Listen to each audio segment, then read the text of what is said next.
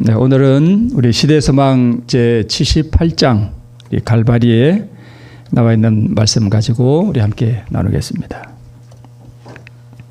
본문은 요한복음 19장 16절로 30절에 있는 말씀입니다. 같이 읽겠습니다. 그냥 눈으로만 읽겠습니다.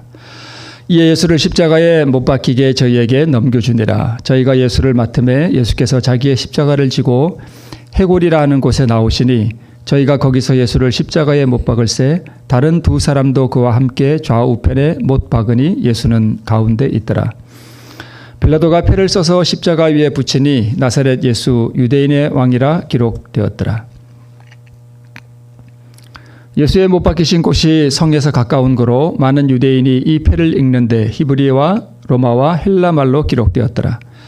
유대인의 대제사장들이 빌라도에게 이르되 유대인의 왕이라 쓰지 말고 자칭 유대인의 왕이라 쓰라 하니 빌라도가 대답하되 나의 쓸 것을 썼다 하니라.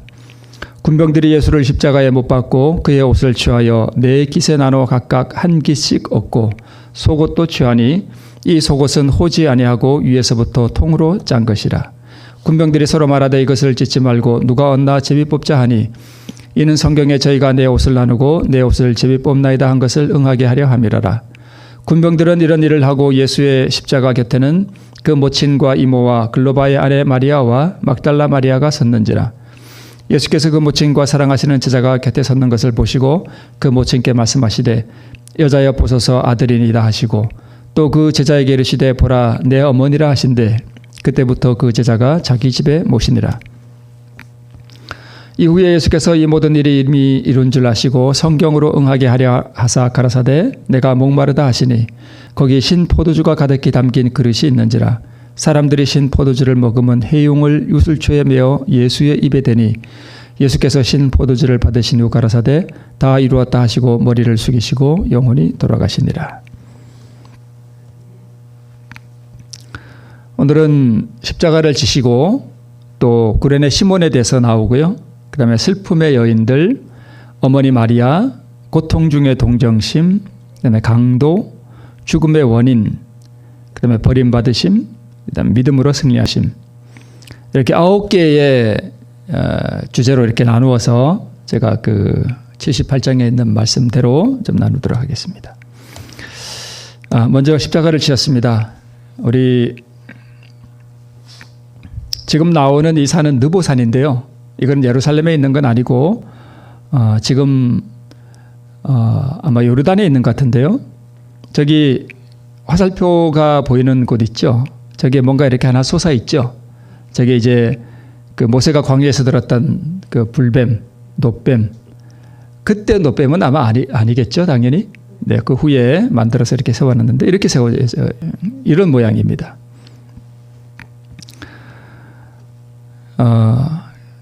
자, 우리 광야에서 이스라엘 백성들이 불평함으로 하나님께서 이 불뱀을 제어하는 것을 놓으시니까 광야의 불뱀들에 물려서 이스라엘 백성들이 죽어갔습니다. 그때 그 해결 방법으로 모세를 통해서 놋뱀을 만들어서 장대에 달아라 이렇게 말씀을 하셨습니다. 그리고 그것을 이렇게 뭐만 하면 산다고요? 쳐다보기만 하면 살리라 이렇게 말씀하셨습니다. 쳐다보는 게 어려운가요? 되게 쉽죠. 그냥 쳐다보면 돼요. 근데 믿음이 없으면 절대 쳐다보지 않습니다. 그래서 쳐다보면 살겠다라고 하는 처방책이 주어졌음에도 불구하고 많은 사람들이 죽었습니다. 앞에 사람이 죽어가는 걸 보면서도 뒤에 사람은 안 쳐다봐요. 그래서 많은 사람이 죽었습니다. 그런데 사실 이 놋뱀은 원래 뱀은 누구를 상징하는가 하면 사단을 상징하죠. 그런데 왜 하필이면 뱀을 만들어 다루라 그랬을까? 뭐 다른 거면 더 좋잖아요. 그죠? 뭐 비둘기 아니면 성령을 상징하는. 근데 왜 놋뱀인가 하면 왜 뱀인가? 우리 갈라디아 3장 13절에 이렇게 말씀되고 있습니다. 그리스도께서 우리를 위하여 뭘 받았대요? 저주를 받은 바 되사 율법의 저주에서 우리를 속량하셨으니 기록된 바 나무에 달린 자마다 저주 아래에 있는 자라 하였음이라 이렇게 기록되어 있습니다. 예수님께서 우리의 모든 죄를 그분이 다 지시고 그 다음에 우리의 죄 때문에 그분이 저주를 받으셨습니다. 그래서 아담과 하와가 범죄하고 난 다음에 저주를 받은 게 누구죠? 뱀이었죠. 뱀이 저주를 받았습니다. 그래서 우리의 모든 죄를 지고 우리 예수님께서 저주를 받으셔서 사실 뱀이 되셨습니다. 그죠? 그래서 뱀으로 배상된 것입니다. 자, 예수님께서 이제 겟세마네 동산에서 큰 고뇌와 투쟁을 하셨고, 그다음에 안나스, 가야바, 다시 빌라도, 또 헤롯에게 갔다가 다시 빌라도에게로 돌면서 7번 신문을 받으셨습니다. 그리고 2번의 채찍에 맞으시고 최후의 만찬 이후로는 그분이 음식과 물을 전혀 드시지 못한 상태에서 이 모든 투쟁과 고난을 받으시고 7번 재판을 받으셨습니다. 그럼에도 불구하고 존귀하고 온유하심으로 하나님께 영광 돌리는 말씀만 하셨다라고 기록되어 있습니다. 아주 극도로 기진한 육체에 이제 십자가를 지웠는데 이 십자가의 짐을 견딜 수 없어서 이분이 몇 번 절도를 하셨습니다. 그러니까 기절하신 거죠. 그러니까 너무 지치셔서 그 무거운 짐을 질 수가 없었습니다. 그래서 나오는 사람이 누구냐면 구레네 시몬입니다. 구레네는 아프리카 북부의 지방인데요. 멀리서 이렇게 온 사람이에요.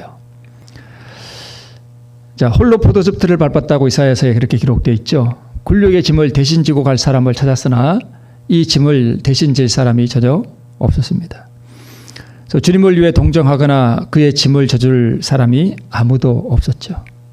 구레네 시몬이 이 십자가를 지고 가는데요. 갈바리까지 십자가를 지고 간 것이 시몬에게는 큰 축복이 되었다. 그는 그때 이후로 그 같은 섭리를 항상 감사히 여겼다. 그것은 그로 하여금 자진해서 그리스도의 십자가를 지게 하였고 항상 즐거움으로 그 십자가 아래 서게 하였다라고 기록되어 있습니다. 이 구레네 시몬의 아들들은 예수님을 믿는 사람인 아들들이었어요. 구레네 시몬은 그때까지 예수님을 구주로 믿지는 않았는데 이 십자가 사건 이후로 그는 구주를 믿게 되었다. 이렇게 우리가 알고 있습니다. 그리고 비탄에 빠진 여인들의 모습이 여기 나오고 있습니다. 여인들이 십자가를 지고 가는 예수님 곁에서 비탄의 울음을 울은 것으로 이렇게 되어 있습니다. 그런데 이 슬픔의 여인들이 왜 슬퍼서 이렇게 울었는가 하면 고통당하는 구세주를 향한 부녀자들의 슬픔과 이 통곡은 그냥 인간적인 동정심이었어요. 구주의 사명을 깨달은 데서 오는 그러한 슬픔은 아니었습니다. 만약에 이때 예수님의 십자가를 보고 슬퍼서 비탄에 빠졌던 이 여인들이 예수님의 그 사명을 깨달아서 만약에 그들이 그렇게 슬피 울었더라면 그들의 운명이 달라졌을 거예요. 그런데 이것은 그냥 인간적인 동정심일 뿐이었습니다. 그러나 예수님께서 이 동정심을 무시하지는 않으셨습니다. 이때 예수님께서 이 부녀자들을 향해서 뭐라고 말씀하셨는가 하면 너희와 너희 자녀를 위해 울어라 라고 말씀하셨는데 사실 이게 왜 이런 말씀을 예수님께서 하셨는가 하면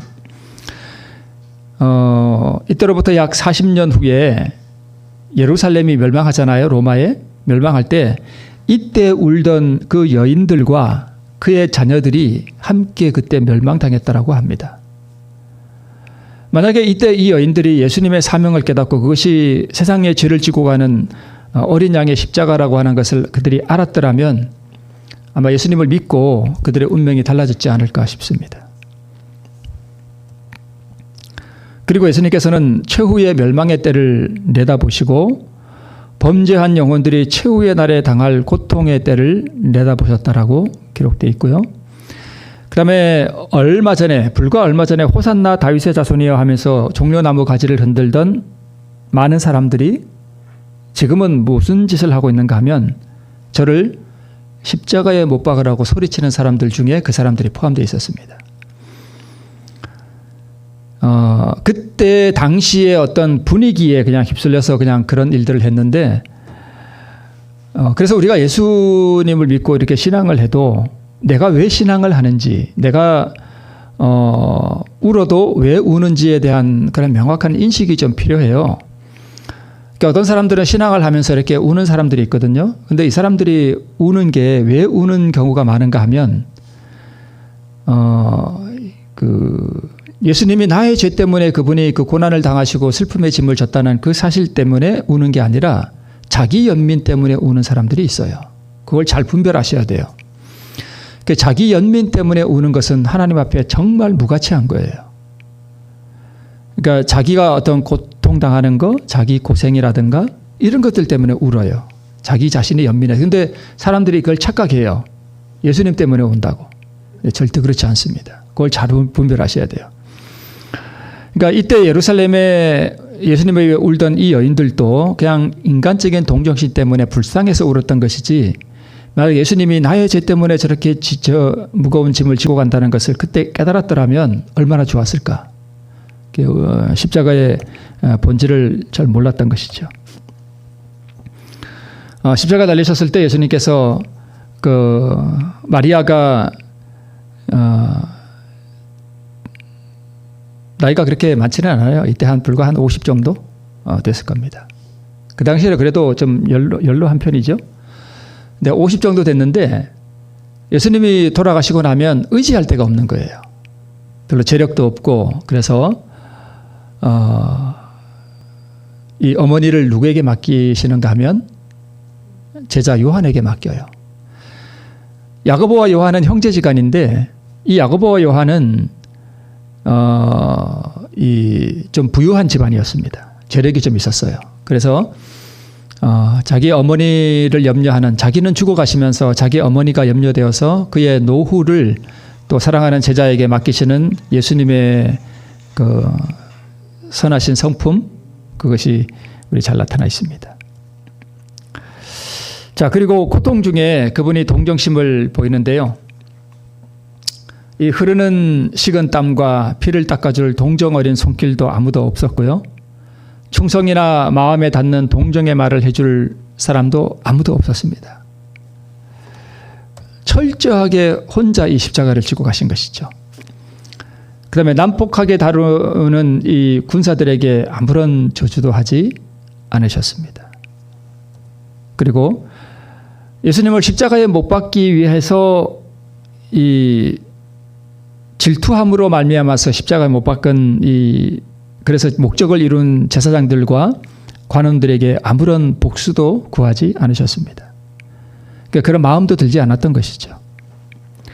자신의 고통보다 그들에게 이르러 올 무서운 보응을 우리 주님께서 아셨습니다. 그러니까 예수님의 성품이라고 하는 게 나에게 박해를 가하고 난폭하게 다루는 사람들에게 어떠한 또 추호의 분노나 어떤 감정도 없었다는 것을 알 수 있습니다. 내가 당하는 고통보다 나를 이렇게 한 이 군사들이 내가 앞으로 한 2000년 후에 영광의 왕으로 다시 재림할 때에 이들이 뭘 받을 텐데, 심판을 받을 텐데. 그러니까 예수님께서 그들의 운명을 아시는 거예요. 그러니까 얼마나 불쌍해요. 영원히 죽어야 되잖아요. 자기가 하는 것을 알지도 못하고 죽어야 하는 그 사람들이 너무 불쌍한 거예요. 그죠? 자기는 고통당하시면서도 그것을 표현하고 있습니다. 이들의 무지와 또 범죄에 대해서 깊은 동정을 나타내셨다, 이렇게 말씀하고 있습니다. 여러분, 우리가 하늘에 가면, 구원받은 사람들이 하늘에 가면 영원토록 뭘 배우느냐 하면 구속의 과학을 배워요. 그분이 우리를 위해서 생명을 내주신 게 뭔지, 또 구속의 과학이 얼마나 위대한지, 또 그분이 우리에게 주신 그 사랑의 크기와 이게 얼마나 큰지, 이걸 이제 배워가는데요.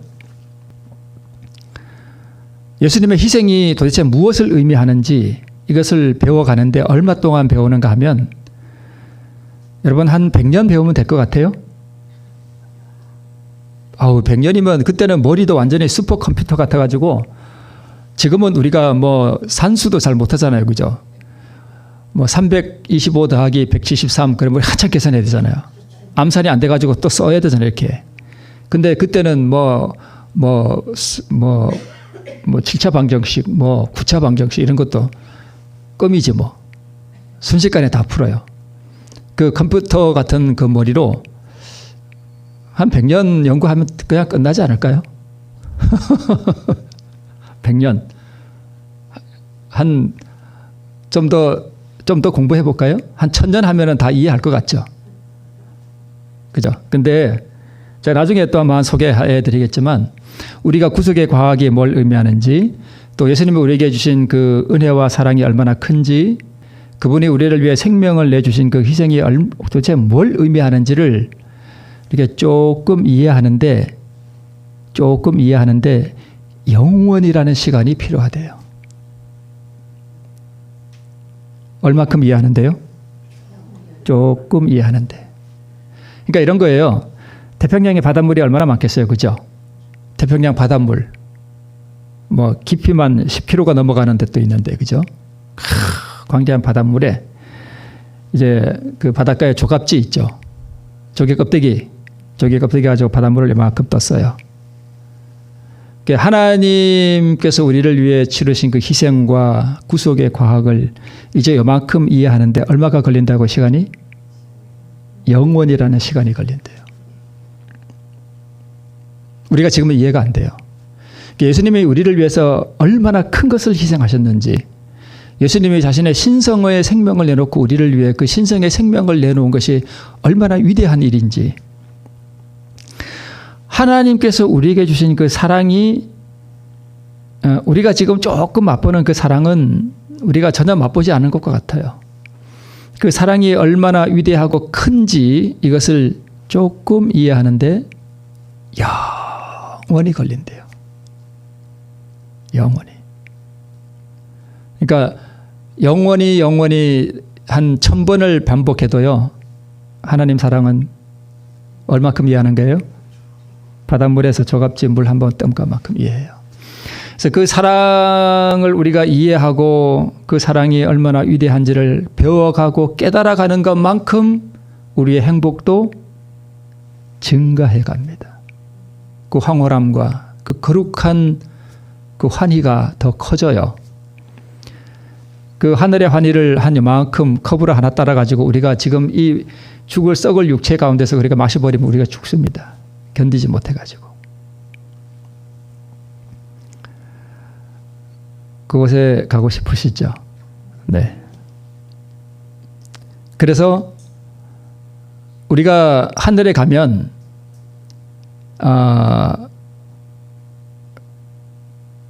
계속 신성에 접근해 가요. 이게 무슨 뜻이냐 하면 하늘에 가서 영원히 살면 또 영원히 사는 만큼 우리가 무엇이 되어 간다는 뜻인가 하면 신이 되어 가는 거예요. 근데 영원히 아무리 흘러도 우리가 하나님 그 자체가 될 수는 없습니다. 우리가 신성에 점점 참여해 가는 거예요. 이건 얼마나 놀라운 일인지 모릅니다.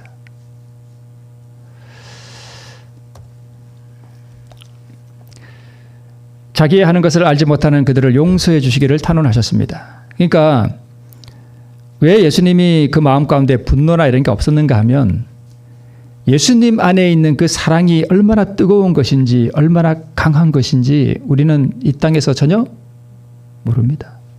그걸 이해하는데 하늘에서 시간이 얼마나 걸린다고요? 영원이라는 시간이 필요하다니까요. 근데 예수님의 마음속에 분노가 있었다고요? 근데 참았다고요? 아니에요. 절대 그렇지 않습니다. 어떤 분은 그렇게 주장하는 분들이 있어요.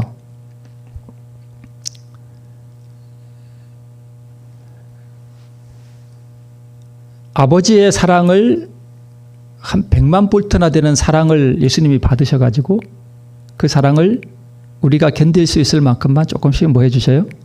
나누어 주시는 거예요. 그 100만 볼트, 수천만 볼트의 사랑을 우리가 하늘에 가서 영원토록 계속 뭐 해가는 거예요? 깨달아가는 거예요. 정말 그건 놀라운 운명이에요. 우리 구원받은 사람들의 그 영원한 운명이라고 하는 것은 상상을 초월하는 것입니다. 꼭 가셔야 되겠죠? 네. 자, 복수하고 싶은 감정이 솟아오르는데 참고 인내하는 것이 아니라는 것을 우리가 알 수 있습니다.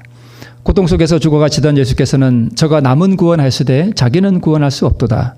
저가 이스라엘의 왕이로다. 지금 십자가에서 내려올지어다. 그러면 우리가 믿겠노라고 외치는 제사장들의 말을 예수님께서 다 들으셨다.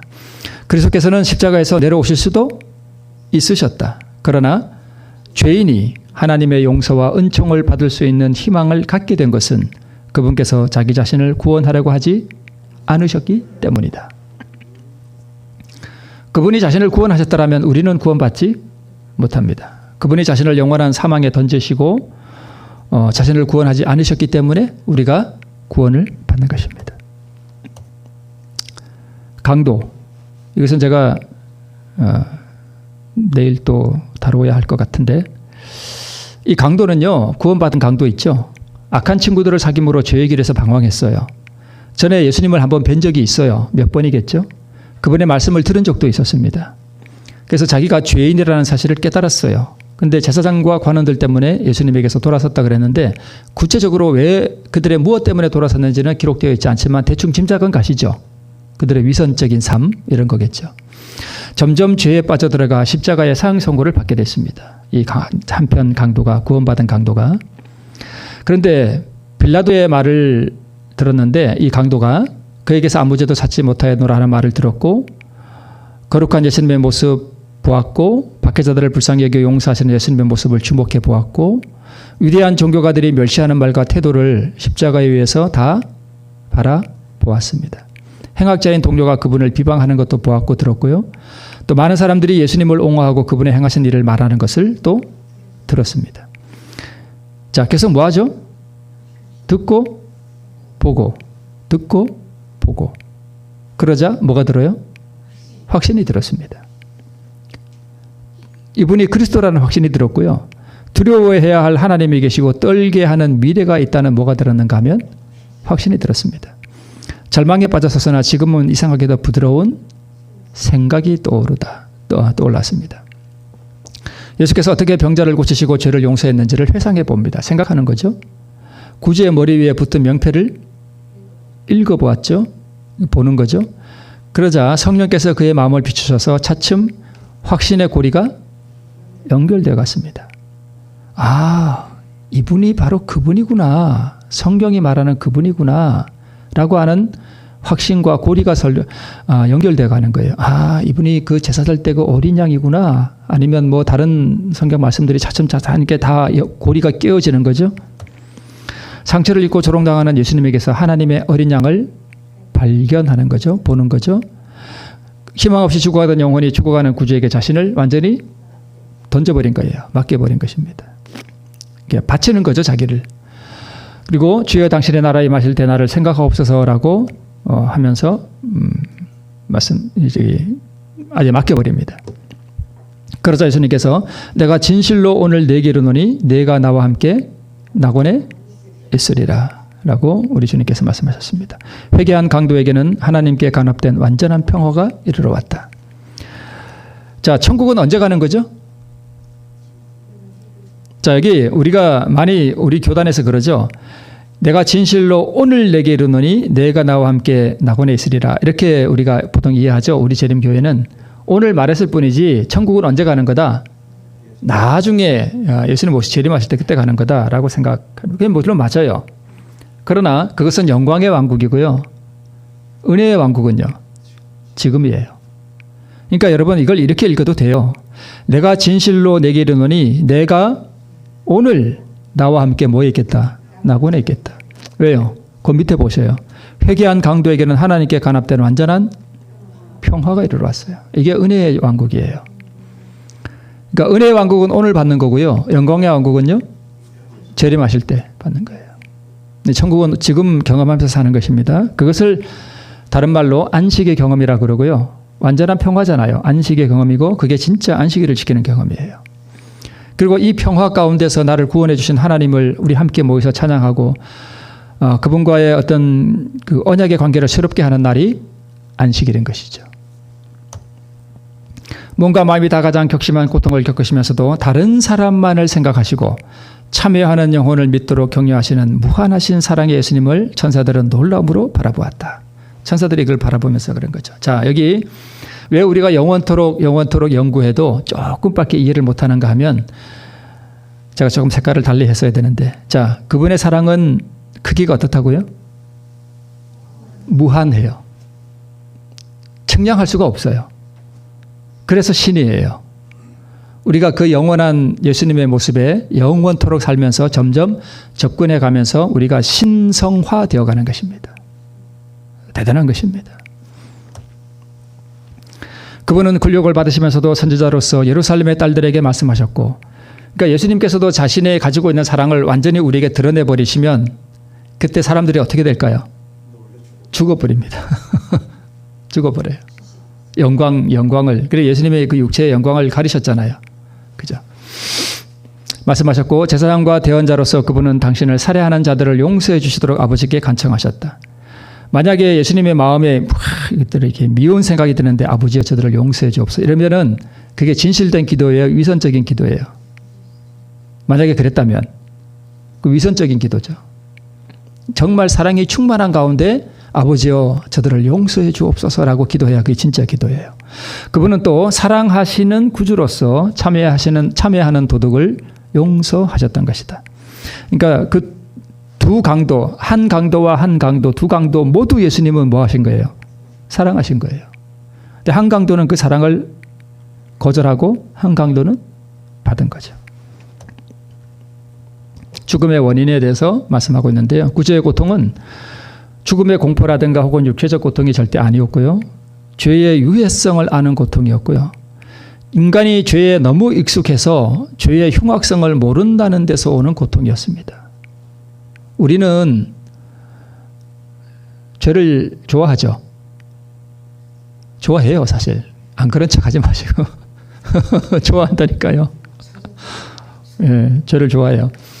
이렇게, 누가 이렇게 모여가지고 예수님 얘기하면은 할 말이 없는데 누구 흉보는 얘기하면 왜 이렇게 재밌는지 솔깃해가지고 누가 그랬대? 어머나 세상에. 그래서 되게 좋아하죠. 안 그런 척 하시네. 인간이 죄에 너무 익숙해서 죄의 흉악성을 모른다는 데서 오는 고통이었고요. 여러분 안 그러시는 줄 제가 압니다. 여러분을 제가 너무 무시하는 게 아니고요. 인간의 본성이 그렇다는 거예요. 죄된 본성이. 죄가 인간 너무 깊숙이 내재해 있기 때문에 죄의 권세를 깨뜨리고 나오려는 사람들이 너무 적다는 거예요. 이 세상에 태어났던 사람들에 비해서 구원받은 사람들이 너무 적습니다. 수많은 사람이 도움을 받을 수 있는 위치에서 추구하고 있는 것을 아시는 데서 오는 고통이었습니다.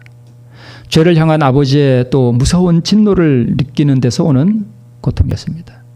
그래서 예수님은 이제 어둠 속에 들어가셨기 때문에 무덤의 문을 꿰뚫어 보실 수 없었고 무덤에서 나오리라는 희망이 주어지지 않았고 자기의 희생을 아버지께서 간합하셨다는 어떠한 증거도 없었고요. 하나님과 영원히 분리되지는 않을까 하는 그 두려움이 있었습니다. 여기 이어서 그리스도께서는 범죄한 인류를 위하여 자비가 더 이상 탄원하지 않게 될 때에 죄인이 느끼게 될 고민을 느끼셨다. 그분이 마신 잔을 그처럼 쓰게 하고 하나님의 아들의 심장을 파열시킨 것은 인류의 대속자인 그분에게 아버지의 진노가 쏟아지게 만든 죄에 대한 의식이었습니다. 이게 너무 고통스러워서 심장이 터져버렸습니다. 그걸 견딜 수가 없어서 터져버린 거예요. 그러니까 이 고통을 언제나 누가 또 겪어야 되는가 하면 구원받지 못한 사람들이 예수님이 세 번째 이 땅에 구원받은 사람들과 함께 예루살렘 성과 함께 이 땅에 내려올 때 그때 심판의 부활로 일어나서 그때 그 사람들이 이것을 느끼게 됩니다. 하나님과 영원히 분리되는 것이 얼마나 고통스럽고 무서운 것인지 그때 알게 된다는 것입니다. 십자가는 절대 쇼가 아닙니다. 3일 후에 예수님 3일 후에 봅시다. 그리고 제가 잠깐 죽었다 일어날게요 하고 이렇게 죽은 그게 아니에요. 영원히 죽은 거예요. 자기 생명을 아주 내주신 거예요. 그러니까 십자가의 죽음이라고 하는 것은 막상 십자가의 죽음을 경험할 때는 3일 후에 부활한다는 보증도 없었고 자기 생명이 영원히 끝나는 그 두려움, 그 공포, 내가 이제 영원히 죽는 거예요. 그러니까 죄인들이 마지막 심판을 받아서 영원히 사망할 때 당하는 그 공포, 그 두려움, 그 죽음, 그걸 죽으신 거예요. 그러니까 아주 내주신 거죠, 자기 생명을. 아버지와 천사들이 이게 12시부터 흑암이 임했었죠. 아주 캄캄함이 임했는데 그때 아버지 하나님과 천사들이 거기 임재해 있었는데 예수님은 그걸 느낄 수 없었습니다. 아버지가 아들과 함께 고통을 당하셨고 아버지로부터 완전히 영원히 버림당하는 고통을 느꼈고 최후의 죄인들이 느낄 무서운 정신적 고통을 그때 우리 주님께서 느끼셨고 영원한 둘째 사망을 우리 주님께서 느끼신 것입니다. 그래서 엘리 엘리 라마 사박다니라고 하는 것은 나의 하나님 어찌하여 나를 버리시나이까. 그러니까 이러한 부르짖음이 나왔다고 하는 것은 내가 3일 후에 부활해라라고 하는 어떤 희망 가운데 죽었다면 이런 말씀하실 수가 없죠. 그러니까 영원한 사망을 당하셨기 때문에 나를 어찌하여 영원토록 버리시나이까라고 하는 이 고뇌의 부르짖음이 얼마나 무서운 것인지 우리는 알 수 없습니다. 그리고 믿음으로 마지막으로 이제 승리하셨는데요. 어떻게 이 무서운 고난의 시간을 견디셨는가? 그동안의 간합하심의 증거에 의존하셨습니다. 아버지께서 그동안 살아오시면서 아버지께서 어떻게 나를 간합하셨고 내가 아버지와 어떻게 연결되어 있었는지 그런 증거들이 많이 있었죠. 증거들에 의존하셨고 아버지의 품성을 아심으로 이 고난의 시간을 견딜 수 있었고 그분의 공의와 자비와 크신 사랑을 이해함으로 또 순종하는 마음으로 자신을 아버지께 맡겼을 때 아버지의 은총을 잃어버렸다는 생각은 없어지고 이것을 이겼다라고 기록하고 있습니다. 이 믿음으로 승리하셨는데요. 이게 왜 중요하냐 하면 앞으로 예수님께서 중보자의 위치를 떠나셔서 우리가 중보자 없이 살아가는 시간이 잠깐 있을 텐데 이때 이 믿음으로 승리해야 할 사람들이 바로 남은 백성들이에요.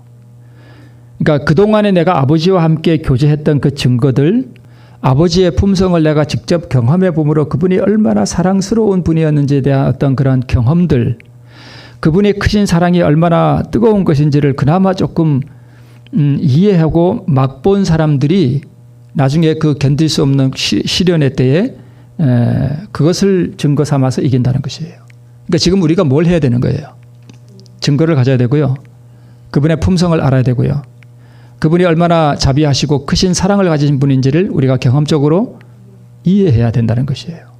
그리고 늘 삶 속에서 자신을 아버지께 맡기는 삶을 살았을 때 그분이 나를 어떻게 인도해 주셨는가에 대한 삶의 실질적인 경험을 한 사람들이 아, 그때도 내가 어려움을 당할 때 고통 가운데 나를 이렇게 인도하시고 사랑하셨던 분이 지금도 여전히 나의 사랑하는 구주로서 나를 인도하실 것이라고 하는 그 믿음, 그 믿음으로 승리한다는 거예요.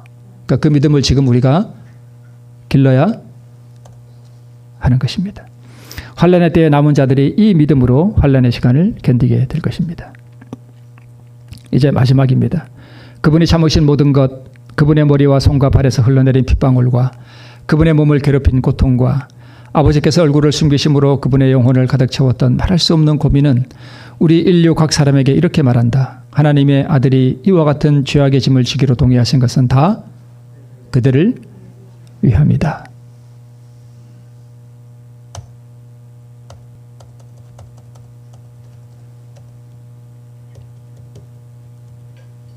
네, 작동을 안 하네요. 네. 누굴 위함이라고요? 네, 오늘 여기 앉아있는 나를 위함입니다. 마지막 우리 컷 한번 보고 마치겠습니다. 그리고 그들을 위하여 그분은 사망의 권세를 깨뜨리시고 낙원의 문을 여신다고 선언한다. 성난 파도를 잔잔케 하시고 거품이 있는 파도 위를 걸으셨으며 귀신들로 떨게 하시고 질병이 물러가게 하셨으며 소경의 눈을 뜨게 하시고 죽은 자를 살리셨던 그분이 자기 자신을 제물로 십자가 위에 바치셨다. 이것은 다 그들을 사랑하기 때문에 그렇게 하신 것이다. 죄를 짊어지신 그분은 거룩한 공의의 진노를 견디시고 그들을 위하여 죄 그 자체가 되셨다. 불뱀입니다. 우리가 지금은 그분의 사랑을 조금밖에 맛볼 수 없지만 조금이라고 하기도 민망하지만 우리 구원받은 사람들이 하늘에 가서 영원한 그 신성에 참여해 가면서 우리 구주의 그 놀라운 사랑을 영원토록 깨달아가도 겨우 그나마 조금이라도 이해할 수밖에 없는 그 무한한 사랑을 우리가 날마다 그 영광스러운 미래를 내다보면서 지금 우리 구주를 사랑하시고 우리 구주를 따라가는 우리 모두 되시길 바라면서 말씀 마치겠습니다.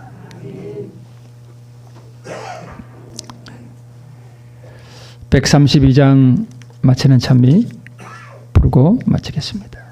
주님의 지신 십자가